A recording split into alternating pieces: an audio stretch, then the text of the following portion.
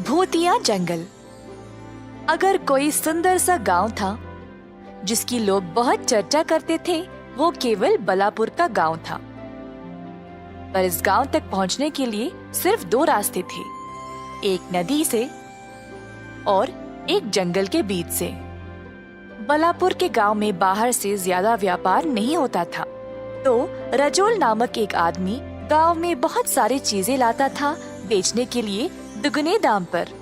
गांव के लोगों के पास और कोई रास्ता नहीं था, क्योंकि वहाँ और कोई व्यापार नहीं करता था।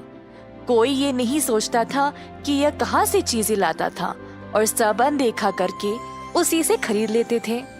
कई दिन बीत गए और रजोल का भतीजा पर्वत उसके साथ काम करने बलापुर की ओर जा रहा था। रास्ते में तेज आंधी और तूफान की वजह से उसकी सवारी कई घंटों तक फंसी पड़ी थी। बीच रास्ते में एक अनजान आदमी उनकी ओर आया। आप इस समय इस रास्ते से क्यों जा रहे हो? यहाँ भूत और प्रेत आत्माएं होती है। इस रास्ते से जाने की कोई हिम्मत नहीं करता। इसी वक्त पीछे मुड़ जाओ और वापस चले जाओ। अनजान आदमी ऐसा बोलकर पर पर्वत ने उसकी बातों पर ध्यान नहीं दिया। वह घने जंगल के रास्ते से ही चलता रहा। उसको अंधेरी रात में अजीब अजीब आवाजें भी सुनाई दी, पर पर्वत बिना डरे बलापुर की ओर चलता रहा।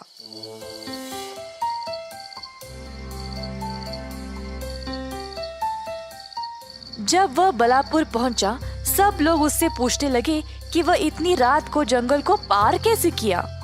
अपने चाचा के घर पहुंचते ही रजोल के नौकर से उसकी मुलाकात हुई। ऐसे क्यों देख रहे हो मुझे?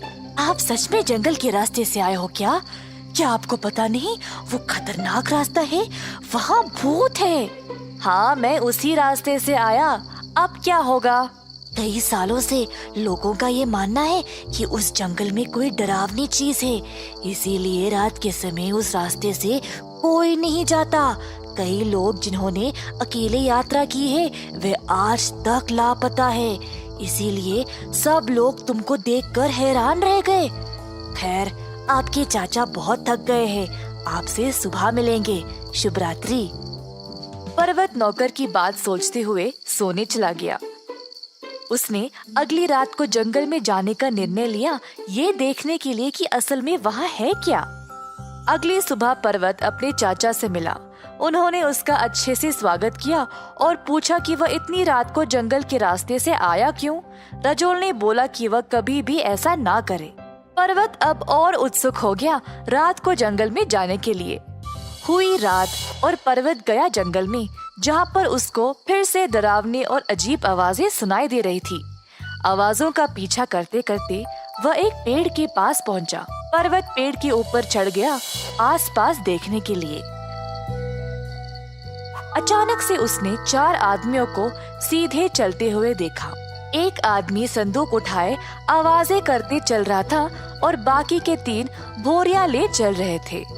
पर्वत चोरी छुपे उनका पीछा करने लगा और देखा कि ये आदमी फल, लकड़ी और कुछ सामान लिए जा रहे थे। पर्वत सोचने लगा कि यह आदमी जानबूझकर ऐसी आवाजें क्यों निकाल रहा था, और उनका पीछा करना जारी रखा।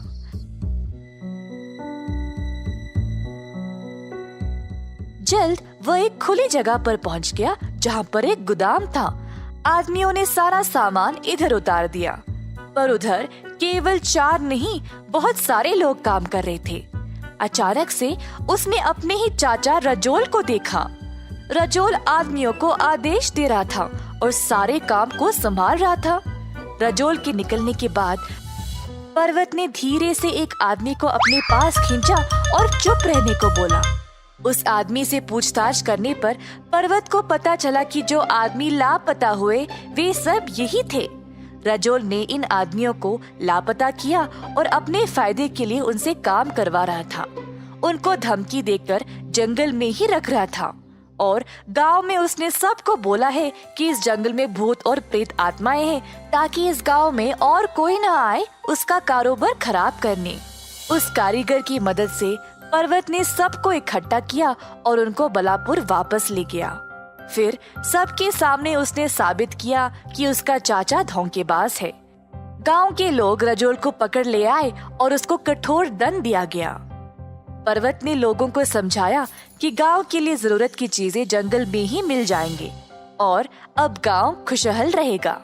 पर्वत ने अब इस कारोबार की जिम्मेदारी ले ली और उसको ईमानदारी से चलाने लगा। अंत में हर किसी ने सुखी से जीवन बिताया। जादू